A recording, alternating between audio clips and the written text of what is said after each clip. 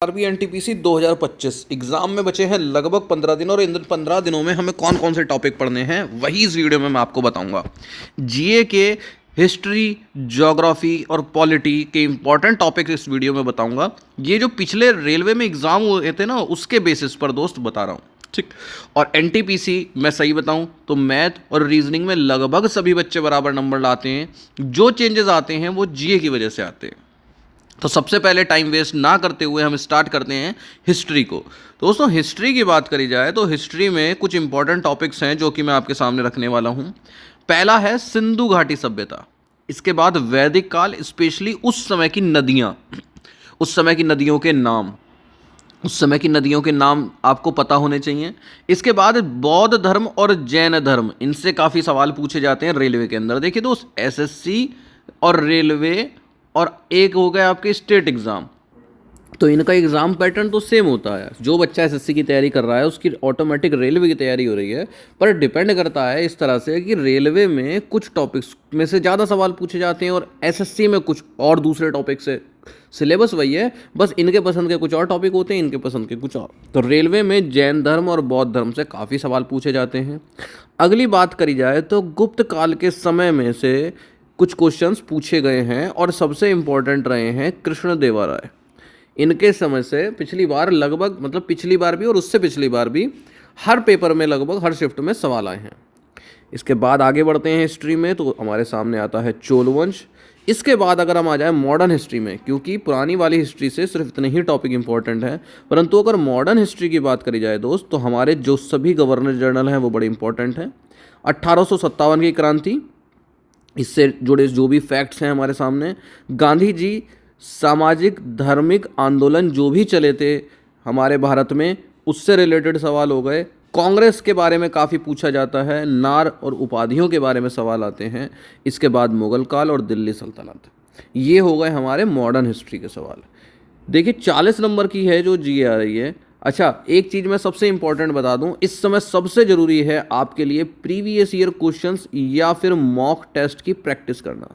ये जो लास्ट के अगर आपने 15 दिन में से 10 दिन भी कर लिए, खूब लगाओ डेली, मतलब 4-5 लगाओ प्रीवियस ईयर क्वेश्चन या फिर मॉक टेस्ट।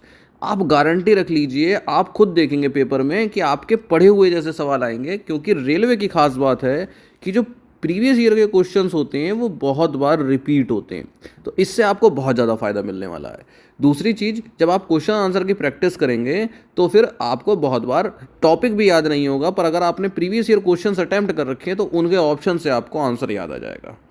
ठीक है दोस्त, यहाँ पर अगर आप पूछें कि बुक कौन सी लें हम, तो यहाँ पर मैं आपके सामने बुक्स दिखाता हूँ प्रैक्टिस के लिए। लास्ट का समय इसलिए, ये है ग्रेजुएट लेवल वाली बुक, क्योंकि आपको पता है 2 पेपर होते हैं। जो 12th पास वाले बच्चे हैं उनके अभी जब ग्रेजुएट वाले हो जाएंगे तो अंडर ग्रेजुएट वालों के शुरू हो जाएंगे।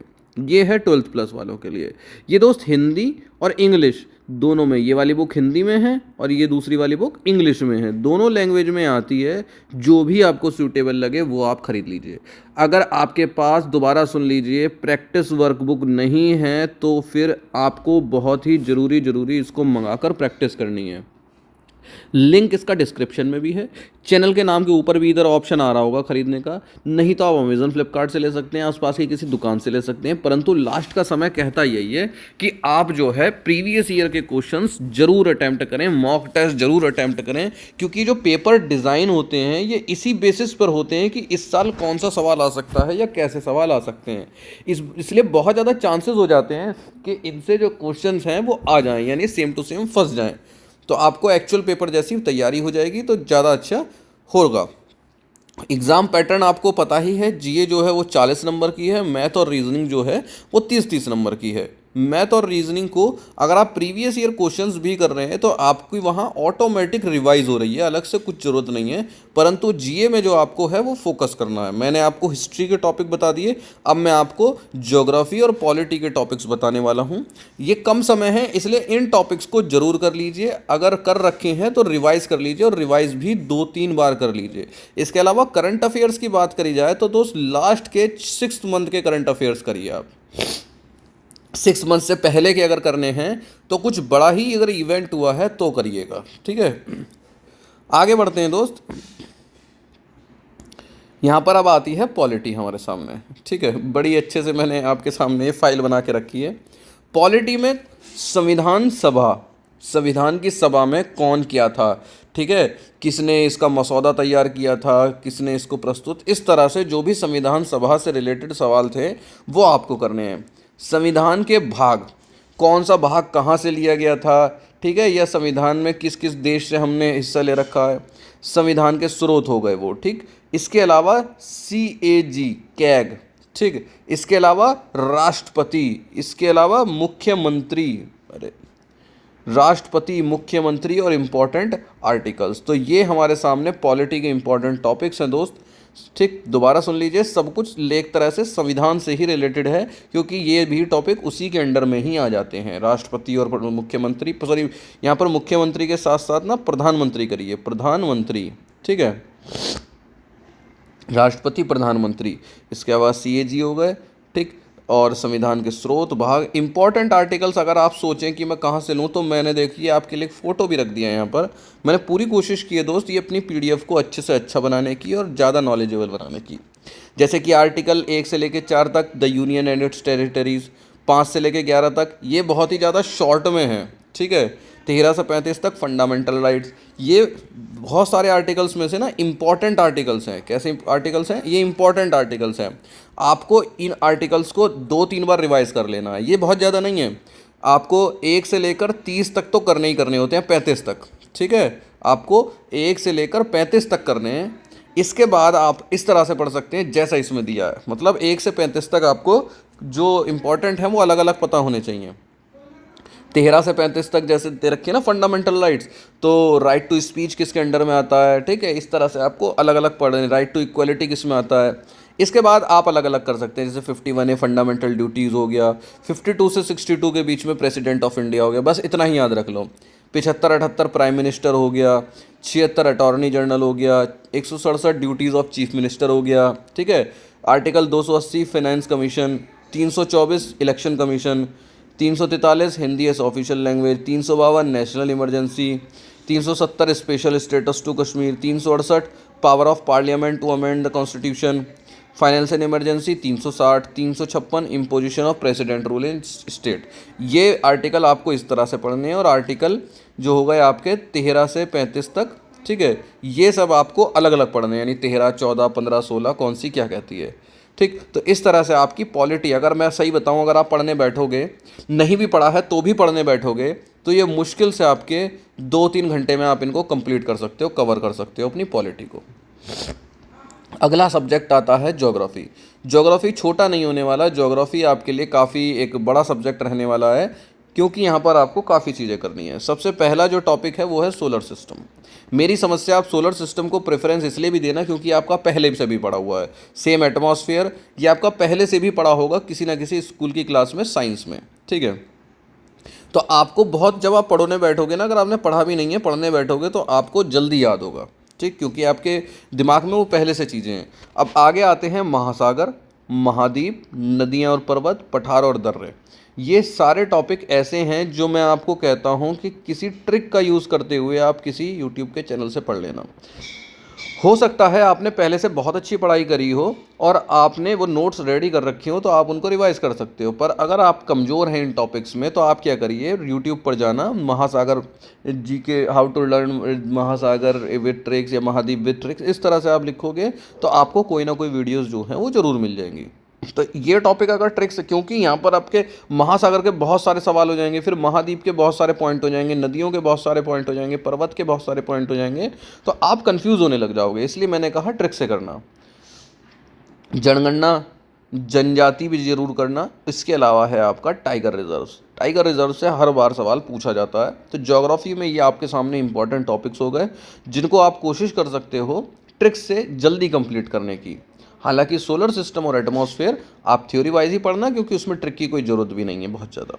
तो ये हो गया दोस्त आपका ज्योग्राफी का हिस्सा। अगला हिस्सा आ रहा है आपके सामने इकोनॉमिक्स। इकोनॉमिक्स बहुत सारे ऐसे लोग होंगे जिन्होंने बहुत अच्छी नहीं आती होगी या जिन्होंने नहीं पढ़ी होगी, तैयारी में भी नहीं पढ़ी होगी, तो आप यहाँ पर कुछ चीज़ें देख सकते हैं। सबसे पहले तो ये 5 ईयर प्लान देखना आप, ठीक है। इसके बाद सेकंड नंबर पर देखना प्रमुख कमेटियाँ जो बनी होती हैं, पुरानी भी बनी है कि किसमें, पहले भी इस पुराने समय में भी कमेटियाँ बनती हुई आ रही थी, ठीक है। अब जो बात आती है जैसे कि महंगाई, बेरोजगारी, ये ऐसे टॉपिक हैं जिन पर कि मतलब कुछ बहुत सारे पॉइंट्स नहीं बन पाते हैं, बहुत सारे पॉइंट्स नहीं बन पाते, तो मुझे लगता नहीं है कि, या फिर यूट्यूब पे ही आप सर्च करना बेरोजगारी इन्फ्लेशन से किस तरह के सवाल आते हैं। फिर आ रहा है हमारा नेशनल इनकम। नेशनल इनकम से इस तरह से मतलब है जैसे बहुत सारे टाइप की इनकम होती हैं, जैसे जीडीपी हो गई हमारी, जैसे हमारी पर कैपिटा इनकम हो गई, इस तरह से बहुत सारे टर्म्स होते हैं, तो इन टर्म्स के बारे में आपको पता होना चाहिए, ठीक। और इसके बाद आ गई हमारी बैंकिंग और मुद्रा, ठीक है। तो यहाँ पर इकोनॉमिक्स जिन बच्चों ने पढ़ रखी है वो यहाँ पर अपनी चीज़ को रिवाइज करेंगे, और जिन बच्चों ने नहीं पढ़ रखी वो इन इम्पॉर्टेंट टॉपिक्स को जरूर कवर करेंगे, चाहे बाकी टॉपिक्स कवर हो या फिर ना हो। मैं आपको ये वीडियो इसीलिए बना रहा हूँ जिससे आपको पता चले कि आपको किन टॉपिक्स को जरूर करना है, बिल्कुल नहीं छोड़ना है। अब लास्ट के जो 15 दिन बचे हैं दोस्त, इन 15 दिनों में आपको क्या क्या काम करने हैं। एक तो डेली 5-6 या 5 के आसपास प्रीवियस ईयर क्वेश्चंस प्रैक्टिस करने हैं, ये आपको ज़रूर करना है दोस्त, ठीक है। ये आपको ज़रूर करना है, इसी से आपका बहुत फ़ायदा होगा। दूसरी चीज़, डेली जीए का, करंट अफेयर्स का, स्टैटिक जीके का आपको रिवीजन करना है, ठीक है। इन सभी चीज़ों का क्या करना है, रिवीजन करना है दोस्त, ठीक। तीसरा टॉपिक, तीसरी बात जो मैं आपको बताने वाला हूँ, नो न्यू सोर्स, ठीक है, नो न्यू टॉपिक्स, नए टॉपिक्स या फिर नए सब्जेक्ट को आप अब तैयार मत करिए। अगर मैंने जो इंपॉर्टेंट टॉपिक बताए ये कर सकते हो तो करिए उनमें, वरना आप उनको मत छूइए, जो पुराने आपको आते हैं सिर्फ उन्हीं को ही रिवाइज करिए, ठीक। चौथी चीज़ जो है मैं आपको बताऊं, अगर चौथी चीज़ ये है कि आपको टॉप नहीं करना है, आपको पास होना है। तो स्ट्रेटेजी हमारी 100 नंबर की नहीं चाहिए, हमें स्ट्रेटेजी चाहिए कि हमारे 75 के ऊपर आ जाएं, 80 के आसपास आ जाएं, क्योंकि हमें तो CBT 1 को पास करना है। CBT 1 कोई मेरिट में नहीं जुड़ता है। तो हम सोचें कि मेरा मैथ कंप्लीट है, ठीक है, अच्छी तैयारी है बहुत, आपकी रीजनिंग बहुत अच्छी है, यानी 60 नंबर यहाँ से हमारे हो चुके हैं। अब बचा जीए, तो हम जीए में अगर 40 में से 20-30 भी ले आएंगे, यानी 20 भी ले आएंगे, तो भी हमारा काम हो जाएगा। अब जीए के अंदर हो सकता है कि आपकी जो साइंस है वो बहुत अच्छी हो, तो 40 में से करीब 8-10 नंबर की आपने साइंस निकाल दी, ठीक है। इसके अलावा अब क्या बचा देखो, अब तैयारी करने का तरीका क्या बचा। अब आपने पकड़े हिस्ट्री, ज्योग्राफी, पॉलिटी, इकोनॉमिक्स। इसमें से आपने देखा कि मेरे को इकोनॉमिक्स बिल्कुल नहीं आती, आपने छोड़ दी, ठीक है। आपने देखा कि मुझे इकोनॉमिक्स नहीं आती, आपने छोड़ दी। आपने देखा कि मुझे पॉलिटी भी नहीं आती, आपने छोड़ दी।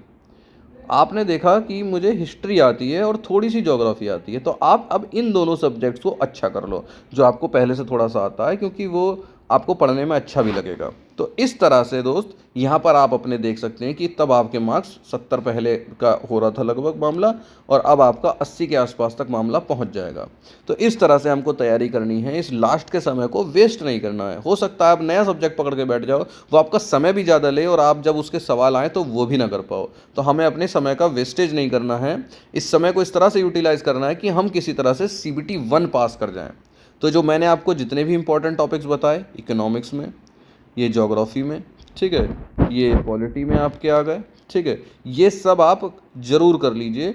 बुक मैंने बताई आपको कि अगर आपके पास कोई प्रैक्टिस वर्क बुक नहीं है तो ये बुक आप ज़रूर मंगा लीजिए। ये बिल्कुल मत सोचना कि लास्ट के 10-15 ही दिन तो बचे हैं दोस्त, मैं कह रहा हूँ लास्ट के अगर 6 दिन भी बचे होते ना और आप ये बुक मंगा लोगे तो पेपर के गारंटी से, सिर्फ 6 दिन की बता रहा हूँ, 2-3 मार्क्स ना बढ़ जाते तो मेरा नाम बदल देते। क्यों? क्योंकि बहुत बार जब आप डायरेक्ट पेपर देने जाते हैं तो बहुत सारी गलतियाँ होती हैं, मिस्टेक्स होती हैं। तो अगर वो मिस्टेक्स आप यहीं कर कर उनको सुधार लेंगे तो आपको एग्ज़ाम में गलतियाँ नहीं होंगी। दूसरी चीज़, आपको अपनी स्पीड का आइडिया लग जाएगा कि मेरी क्या स्पीड बैठ रही है, मैं 90 मिनट में 100 सवाल कर पा रहा हूँ या फिर नहीं कर पा रहा हूँ। तीसरी चीज़, बहुत बार मैंने क्या बताया, क्वेश्चंस रिपीट होते हैं, वर्कबुक के क्वेश्चंस रिपीट होते हैं, सेम टू सेम भी आ जाते हैं, और बहुत बार ऐसा होता है कि बस जरा सी वैल्यू चेंज हुई होती है, वरना एज इट इज़ आ जाता है, बस वैल्यू चेंज कर देते हैं। इसलिए ये प्रैक्टिस वर्कबुक लास्ट के समय में बहुत इंपॉर्टेंट होती हैं। आपका एक फ्लो भी बना हुआ होगा, तो इस तरह से आप अपनी पढ़ाई को आगे कंटिन्यू कीजिए लास्ट के 15 दिन में।